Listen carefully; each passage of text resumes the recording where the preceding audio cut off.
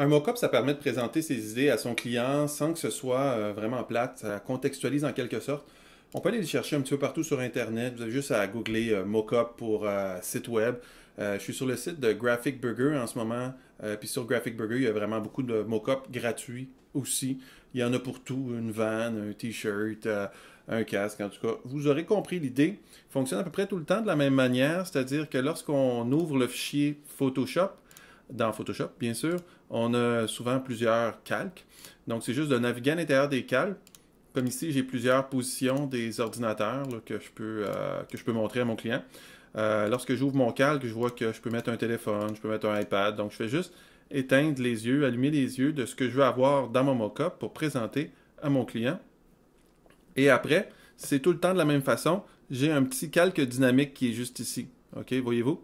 Donc, ce que je fais, c'est que ce calque dynamique-là, je double-clique dessus, ça ouvre une nouvelle fenêtre. Quoi que ce soit que je vais faire dans cette fenêtre-là, ça va être updaté dans le mockup. Alors, par exemple, si je veux remplir mon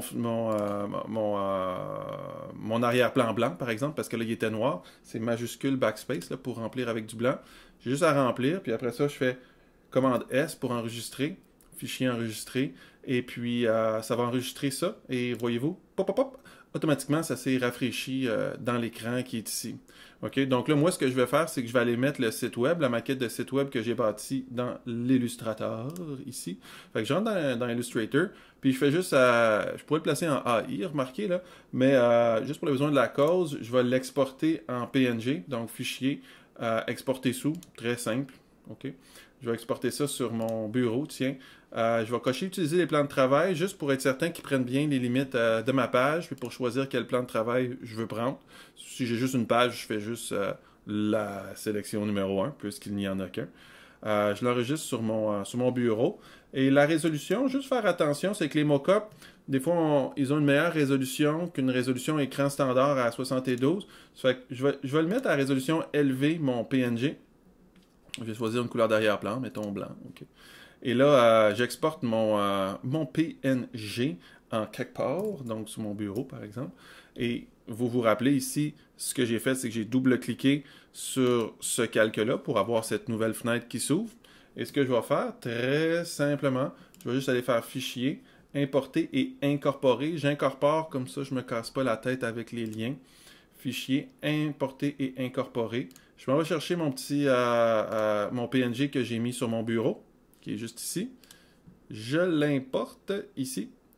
Et puis là, il va s'en venir dans la fenêtre du navigateur de Photoshop. Alors, donc, ce que je vais faire, c'est que je vais le mettre pleine largeur d'écran. OK? Je ne vais pas le laisser comme ça parce que ça, c'est pas vraiment comment mon site apparaît. Hein? Donc, quand je suis sur un site web, le site web est plus long que juste le pli numérique qui apparaît ici. Donc, je vais faire la même chose. Je vais zoomer out à l'aide de majuscule commande Alt. Puis, je vais venir élargir ça. N'oubliez pas, lorsqu'on élargit maintenant dans Photoshop, on n'enfonce plus majuscule. Pour une raison obscure, Photoshop a décidé que par défaut, c'était majuscule. Puis si on veut déformer, par défaut, c'était comme en proportion. Puis si on veut déformer, on enfonce majuscule. Alors voilà, Enter.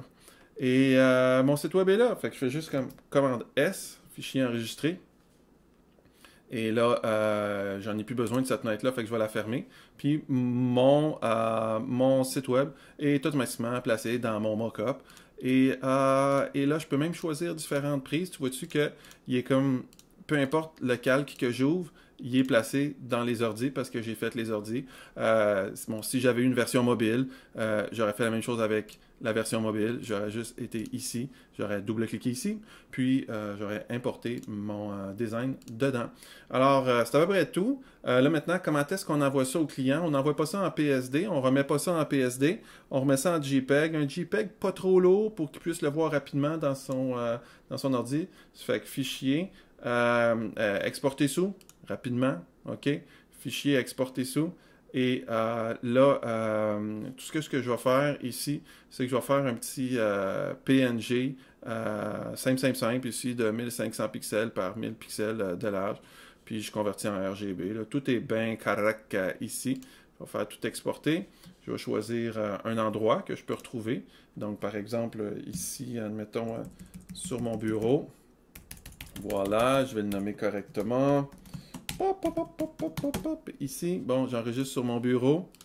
Et là, ça fait son travail d'exportation. Si je vais voir sur mon bureau, qu'est-ce qui se passe? Ben, j'ai ici, tout simplement, un beau petit PNG qui a été exporté, qui pèse pas trop lourd, 326K, que je peux envoyer à mon client par courriel pour qu'il puisse voir ma belle maquette de site web.